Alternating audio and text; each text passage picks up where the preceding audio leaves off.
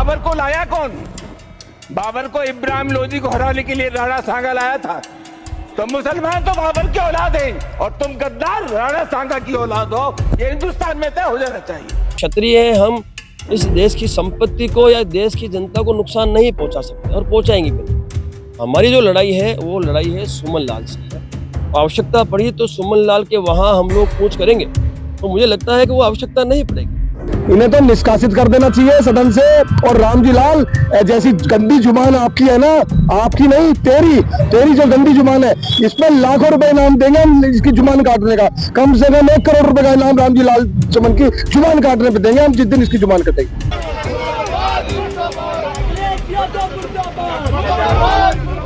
अगर रामजी या सुमन जी के साथ कोई घटना होती है या समाजवादी पार्टी के नेता के ऊपर किसी तरह की कोई घटना होती है, तो उसके लिए जिम्मेदार कोई दूसरा नहीं, मुख्यमंत्री खुद जिम्मेदार होंगे।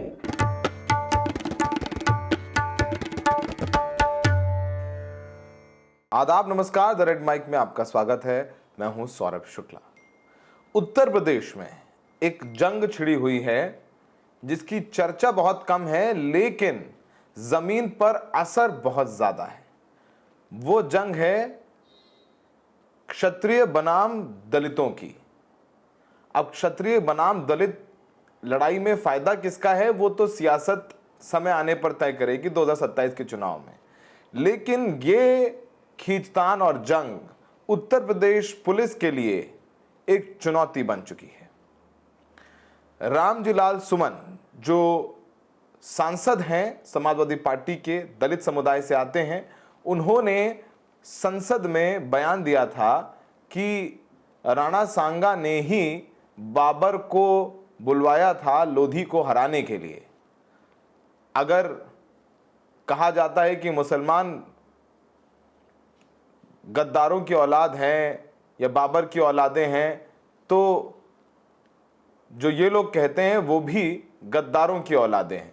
उसके बाद उत्तर प्रदेश, राजस्थान इलाकों में करनी सेना, जो क्षत्रियों की का एक दल है, एक संगठन है, उसने रामजी लाल सुमन के घर पर धावा बोल दिया। यहां तक कि उनका घर गिराने के लिए बुलडोजर ले आए, तोड़फोड़ की गई, गाड़ियों के शीशे तोड़े गए। उसके बाद पुलिस ने बड़ी मशक्कत के बाद उन पर काबू पाया, मुकदमे लिखे गए, लेकिन बाद में धीरे धीरे सबको छोड़ दिया गया। उसके बाद रामजी लाल सुमन ने कह दिया कि वो माफी नहीं मांगेंगे। अब जब उन्होंने कह दिया कि इस बयान पर माफी नहीं मांगेंगे, उसके बाद से एक पूरी मुहिम छिड़ गई है। 12 तारीख को आगरा में राणा सांगा जयंती पर एक बहुत बड़ी रैली बुलाई है करनी सेना में, जिसमें यह आह्वान किया जा रहा है कि तमाम क्षत्रिय लोग अपने अस्त्र और शस्त्र और गाड़ियों के साथ पहुंचे।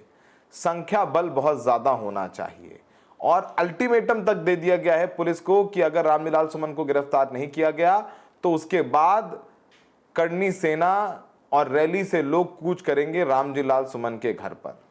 यहां तक कि ये धमकियां भी दी जाने लगी कि जो रामजी लाल सुमन का सर काट कर लाएगा तो उसे 25 लाख का इनाम दिया जाएगा। कोई कह रहा है कि 5 लाख का इनाम दिया जा रहा है। कोई कह रहा है कि गोलियां बारूद कट्टे के साथ पहुंचे। सारे जो वीडियोस हम आपको दिखाएंगे। लेकिन चुनौती सिर्फ इतनी ही नहीं है। अलीगढ़ में अखिलेश यादव को एक कार्यक्रम में शामिल होना था। वहां पर भी यह आह्वान कर दिया करनी सेना के लोगों ने कि वो अखिलेश यादव को किसी भी कीमत पर अलीगढ़ नहीं घुसने देंगे, क्योंकि उन्होंने ये बयान दिया कि रामजी लाल सुमन पर हमला इसलिए किया गया क्योंकि वो दलित है।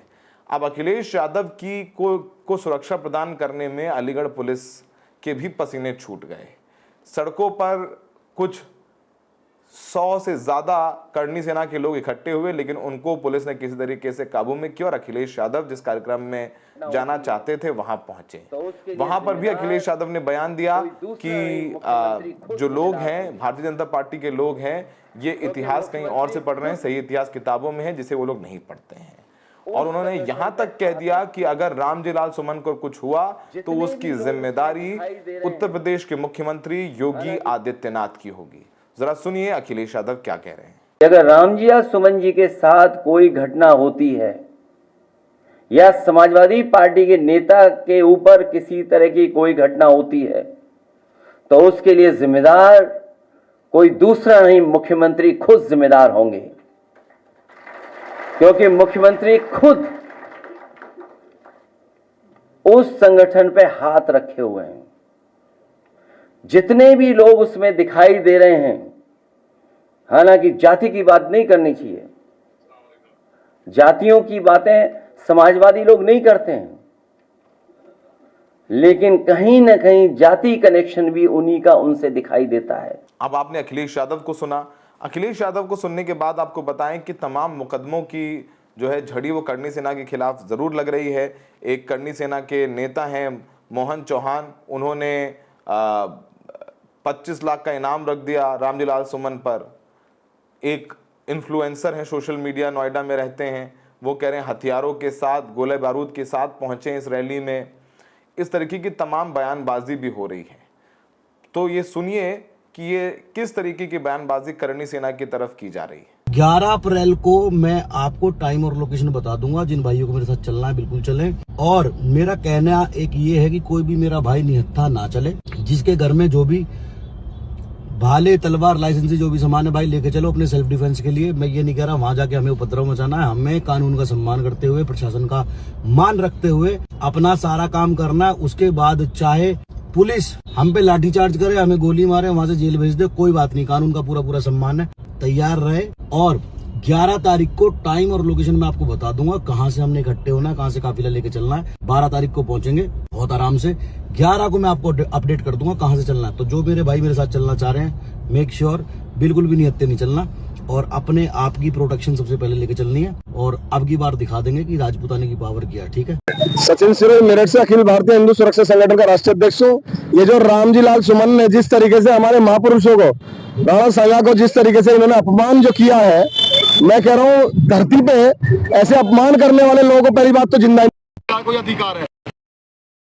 लाखों लोगों की उन्होंने 80 घाव अपने जो है सीने पे लिए समाज के लिए, मतलब उनको कैसे कोई जो है वो भी सदन में इस तरीके से बोल रहा है। इन्हें तो निष्कासित कर देना चाहिए सदन से। सांसद बनने का, जनप्रतिनिधि बनने का कोई अधिकार नहीं है ऐसे लोगों को। और इसके साथ साथ मुकदमा अब तक पंजीकृत नहीं हुआ, FIR दर्ज होनी चाहिए इनके ऊपर। इन्हें जो है जेल भेजना चाहिए, इनकी सदस्यता रद्द होनी चाहिए।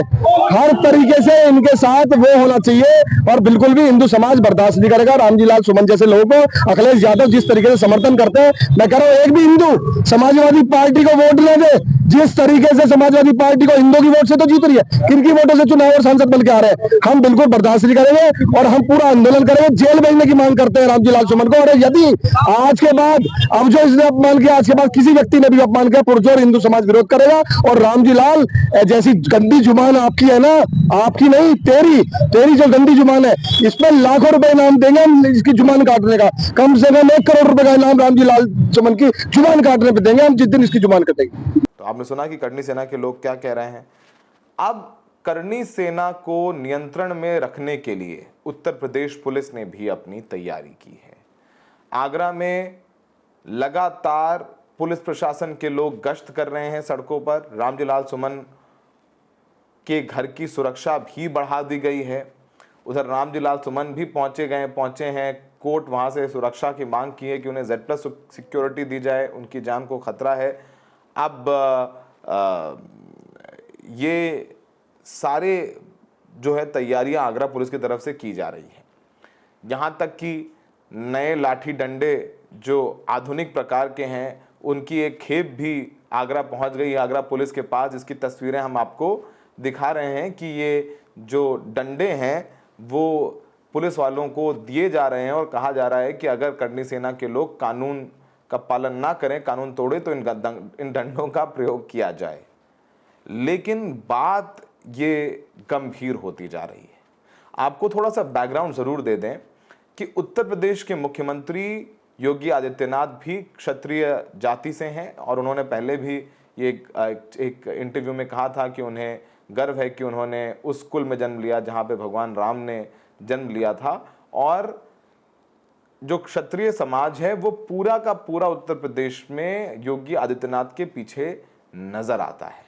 और साथ ही साथ योगी आदित्यनाथ के पीछे भी नजर आता है और पूरी तरीके से सड़कों पर महापंचायतें भी की गई थी लोकसभा चुनाव में और कहा गया था योगी तुझसे बैर नहीं, मोदी तेरी खैर नहीं।